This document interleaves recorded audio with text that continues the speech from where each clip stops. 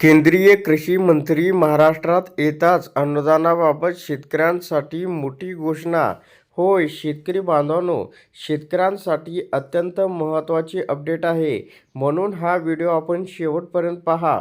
तर बदलणाऱ्या हवामानामुळे व नैसर्गिक आपत्तीमुळे शेतकऱ्यांना आर्थिक मोठे नुकसान सहन करावे लागते. त्यामुळे शाश्वत आर्थिक उत्पादकता वाढवण्याच्या दृष्टीने शेतीला पूरक व्यवसायाची जोड देण्यासाठी शेतकऱ्यांसाठी एकात्मिक शेती पद्धती आवश्यक आहे, असे प्रतिपादन केंद्रीय कृषी व ग्रामीण विकास मंत्री शिवराजसिंह चौहान यांनी या ठिकाणी यशवंतराव चव्हाण महाराष्ट्र मुक्त विद्यापीठात येताच या ठिकाणी केलेला आहे.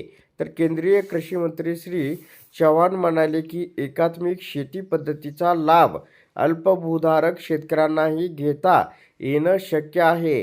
कुक्कुटपालन, पशुपालन, रेशीम शेती, तळ्यातील मत्स्यपालन, फळबाग लागवड अशा अनेक पूरक व्यवसायाची जोड शेतीला देण्यासाठी राष्ट्रीय कृषी विकास योजनेतून शेतकऱ्यांना एकात्मिक शेतीसाठी प्रोत्साहन दिले जात आहे.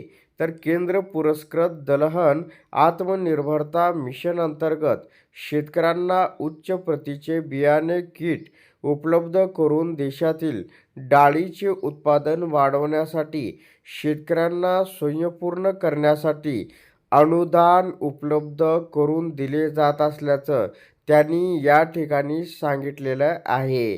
तर अशा प्रकारे शेतकऱ्यांसाठी ही एक अत्यंत महत्त्वाची अपडेट होती. अशा प्रकारच्या महत्त्वपूर्ण अपडेट जाणून घेण्यासाठी आताच आपल्या टेक मराठी रघु यूट्यूब चॅनलला जास्तीत जास्त शेअर व सबस्क्राईब करा.